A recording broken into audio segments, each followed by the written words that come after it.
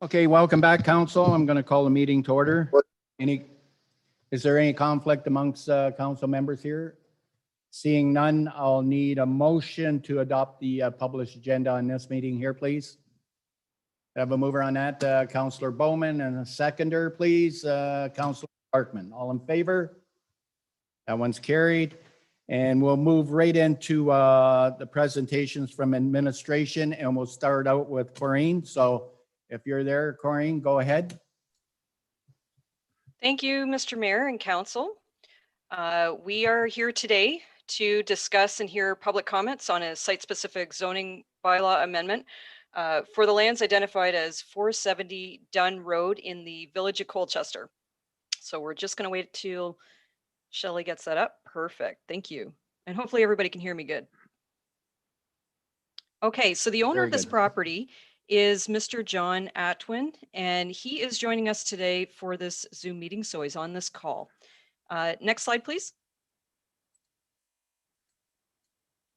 So the purpose of the statutory meeting under the Planning Act is to brief council on the proposal and to hear if there are any comments from the public regarding this application for site-specific zoning amendment. Just a reminder to council that you do not make a decision at this time. This meeting is simply for information purposes only. Next slide, please. So just where are these subject lands? So the red star shows the location on the ward map on the left. You'll see that 470 Dunn is in the hamlet of Colchester. It's a good sized residential lot, being 11,820 square feet in area. The official plan recognizes this parcel as within the settlement area of Colchester and has it designated as hamlet residential. The property is also zoned residential 1.1, or sorry, R1.1, which allows for single detached dwellings as the main use. Next slide, please. So zooming into the property here, you'll notice it's highlighted in blue. You'll notice a couple things. It's currently vacant. It fronts onto Dunn Road, which is a municipal road. There is services, which includes municipal water, sanitary sewers, and stormwater drainage. The site is technically located within 120 meters of a natural heritage feature. That natural heritage feature is located just off the western limit of this map that I'm showing you here. So it's physically separated by existing residential homes and Dunn Road, and then you have the property there in blue. So it's just off to the west side there. This property is also located outside of the Essex Region Conservation Authority's limit of regulation. Next slide, please. Okay, so let's talk about the existing neighborhood and that surrounds this site. So what you'll see on the map here is you'll notice the star that's showing the property, and that property is located within the R1.1 district. Just to the north of this property, you'll notice that there's the R2.1 zoning district, and I've highlighted that in a brighter yellow. So that stands for Residential District 2.1, which that area highlighted permits single dwellings, it permits semi-detached dwellings, and it also permits duplex dwellings, okay, as of right. Just south of that highlighted area, where the property is, you'll notice the R1.1. Again, that only permits single detached dwellings only. You'll notice that there's R1.1 across the street from the property as well. That's R1.1 as well. But the bright purple area that's showing on the western side, that stands for Development Reserve District 1.1. And those lands are designated for future residential use, which could have different density for that project or that lot, okay? So next slide, please. This slide here is just to give you a close-up view of the immediate neighborhood surrounding the subject property, again, highlighted in blue there, just so you can see that. You'll notice a couple things here. The corner lot at the corner of Draper and Dunn, you'll see that those lands are currently vacant. Our property that we're talking about today is currently vacant. But one of the things that I'm noting is on that corner of Draper Street and Dunn, which is part of that R2 R1.1 that allows a higher density. Those are currently vacant. Those can support semi-detached duplexes and so forth. You'll notice it's right next door, okay? And one other thing that I wanted to point out today was there was just recently a semi-detached dwelling that was just built, and you'll see that picture there on the left. That was just recently constructed. You'll notice that there's ample parking on the property, and it's situated very nicely on that lot. Okay, next slide, please. So the applicant is requesting a site-specific amendment to the zoning bylaw to allow the construction of one semi-detached dwelling on the proposed site. A semi-detached dwelling consists of two living spaces that's side by side with a common shared interior wall. And that's instead of just one dwelling on the subject land. So semi-detached dwellings are generally more desirable because they maximize the amount of land permitted for the building footprint, but allows 2 units, 1 per side. Now, additionally, just a reminder, the R1.1 zone does allow, as of right now, second dwelling units to be fully located within a single family main dwelling. We also just recently passed an amendment to permit second dwelling units to be located within a detached or ancillary structure. So just keep that in mind regarding this today. If council were to permit a semi-detached structure on this property, there is a possibility that a total of 4 dwelling units could be permitted on the subject site. So currently, the application before you, the applicant is not proposing to include any additional dwelling units within the semi-detached itself at this time. So that would be only the 2 dwelling units side by side. However, the applicant would appreciate the option of adding an additional second dwelling unit in each one of those semi-detached, maybe at a later date. So just to let council know that if there is any concerns that are brought up today, expressed by council or the public joining us today, there is an option for council to limit the density on this property to simply the 2 units that are part of the semi-detached. So if there's any concerns or anything like that, you do have the power to do that and prevent or prohibit any future second dwellings to be within those 2 dwelling units. Next slide, please. So here's the submitted site plan and the side views for the proposal. A couple items to point out on the site plan, and if Shelley could help me out on this, I'd just like, if you could, to move your cursor over. There's 3 squares that kind of show where the property bars are. So if you can see on the north part of the site plan, you'll notice along that line, you got it. So your hand's right over top of those property bars. I didn't want you to look at this and think that that property is much larger than it is. Those are actually the flyout dimensions that you're seeing. So the property lines in this case are actually the dotted lines from those property bars where Shelley is showing you that square where the property bars are. Perfect. Okay. Another thing to point out on the side views on the right, there's a couple of built-in rear covered porches. So you'll notice that you'll just see some stairs extending down from the house and the footprint. So those are built in. And then another item to notice is the front view with the attached garages. The Town of Essex zoning bylaw states that the garage facades cannot take up more than 60% of the front facade of the entire building. Okay, so this design does satisfy that provision. The owner also took great care to supply ample parking for these units. So the house was actually pushed back a little bit on this property to ensure that there was going to be at least 3 parking spots per unit of the semi-detached. Okay, next slide, please.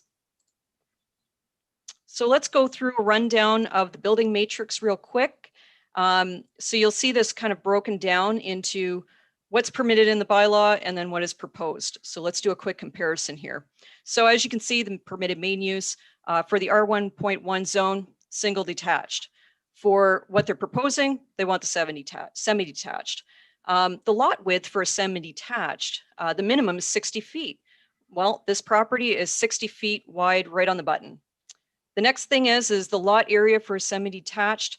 You're looking at a minimum requirement of 6,350 square feet. This property is rather large and has some good depth to it. It is actually 11,820 square feet. So the lot coverage for this property, or sorry, the lot coverage maximum for an R1.1 zone would be 40%. This property, as you can see here, comes in much lower than that. So it's 30.9% for lot coverage. The building height for this property, and I do apologize, I think that's my partner's phone. It'll go off in a second. So the building height, 32 feet is the requirement. We got 25.7 is actually what is proposed here. The front yard depth, 25 feet, and you got 50 being provided. And then the rear yard, 25 feet is the requirement here. And then we also have 73.9 feet for a depth. Okay, there we go. A little bit of quiet there for you. The side yard depth is 4 feet. As you know, they will be able to satisfy that for this proposal. Okay, next slide, please. Okay, let's do a quick rundown through the policy framework. How does this proposal meet the provincial policy statement and the official plan? So the PPS promotes mixed-use residential in settlement areas. It also supports rental units and affordable housing, especially in this very demanding housing market that we have. It also promotes infills and increased density to ensure cost efficiency for municipal services and facilities. So the OP promotes all of those, of course, but it also promotes a couple other items. It promotes development and complements the unique cultural features of our settlement areas and established neighborhoods. Infills are also supported by the Colchester Hamlet secondary plan as it encourages redevelopment, such as semi-detached dwellings, if the development can meet the general zoning provisions such as setbacks, building height, lot coverage, and complies with the general character of the neighborhood and also has full access to municipal services. Okay, next slide, please. Upon circulation of the proposal to internal and external agencies, we did receive the following comments. Essex Fire, no objection.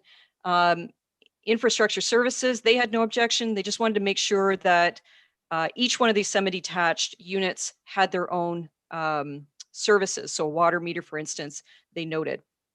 Development Service stated no objection. Each one of these units will be subject to development charges because they're in Colchester. And the Essex Region Conservation Authority, again, stated no objections. Property is not located within the regulated area, and no EIA was required because of the separation distance of physical structures in between the property and the natural heritage feature. Next slide, please. So we did circulate, obviously, to the public, and you can see that here in the map. Those were everybody that owns property in that area received mailouts.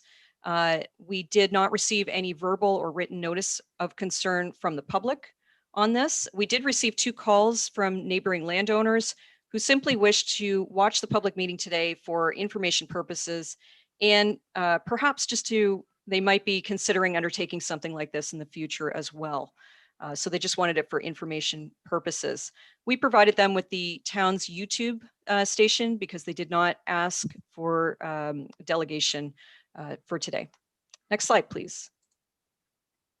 So after the meeting today, the next steps will be a report to council will be provided along with the corresponding bylaw, and that will be brought to the October 18th meeting for review and decision. At that meeting, council may do one of the following: approve the application, deny the application, or defer the application to a later date if further information is required.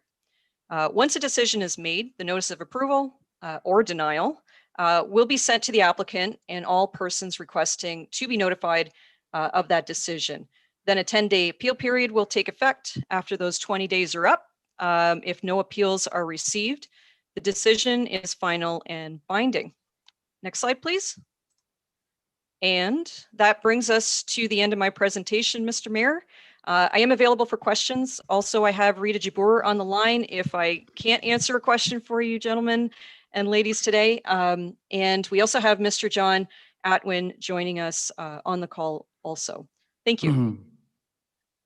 Thank you, Corinne, for the presentation. Good presentation. It looks like a nice for our area. So I'll open it up to council. Is there any questions for Corinne at all?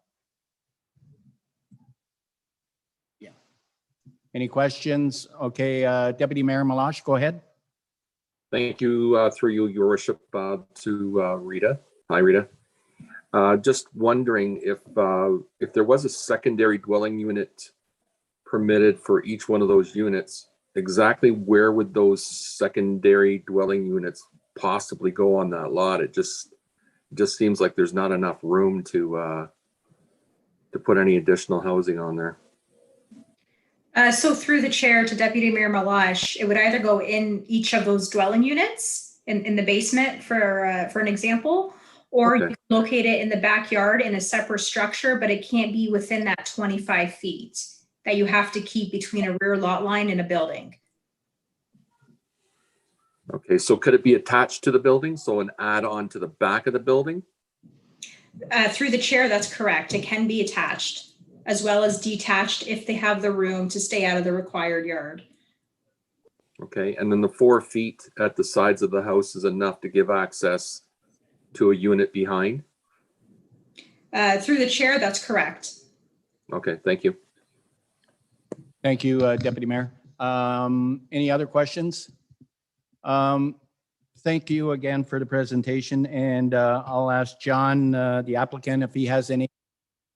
John, did you have anything to add? No, I was just here to answer any questions or concerns. Okay, thank you, John. So Thank if you. there's no further questions from council at all? Lori, did you want to add anything? Go ahead. Thank you, Your Worship. Just a quick tidbit of information for folks here, because we've talked about it in the past, and I'm just thinking about this now as a trigger. R1 single family residential, a single detached residential, is a predominantly almost exclusive zoning. And we talked about it before, where if we want to open up our municipality for different housing types and different housing density, we talked about the possibility of one day putting a blanket, or maybe by region, maybe by ward, maybe by urban center, a blanket approach to no longer having that R1 zoning. In this particular instance, this is just one example of what needs to be done for Mr. Atwan. Needs to come in for a rezoning application. Maybe down the road, it's something for council to consider. Do you want to see an opportunity for developers and builders to be able to have the option single detached or semi-detached in our zoning, in our municipality, and make it a little bit easier for developers to have that option? So something to consider off the top of my head, just to have some discussion around that if you'd like, or just food for thought. Thanks, Mr. Mayor. Thank you, Lori. Councillor Bjorkman, go ahead. Thank you, Mr. Mayor, and through you to Corinne and the planning department. Thank you very much for the presentation. I think this is something that fits in Colchester Village. If you go around the roads in Colchester Village, we have many side-by-sides, duplexes, these kinds of buildings that are there already. So it does fit the character of what's there. It's not something that stands out. So I think it's a good use. And again, we're trying to give more housing to more people. So I think it's good. I'm supporting it. I haven't heard any objections to it from the people that I've been talking to here in the village. So I think it's a great proposal. Thank you.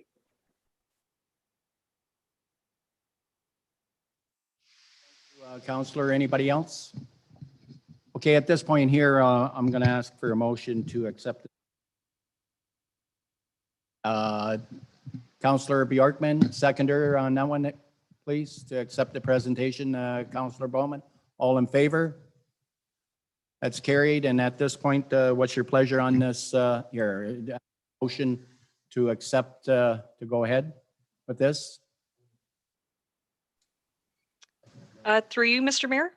Oh, okay, pardon me, it's just for present. Okay, thank you. So at this point here, no other questions, so I guess at this point here, I'll ask for adjournment on this meeting also. Deputy Mayor Malash and Councillor Bowman, all in favor? And we will see us again at 6 o'clock.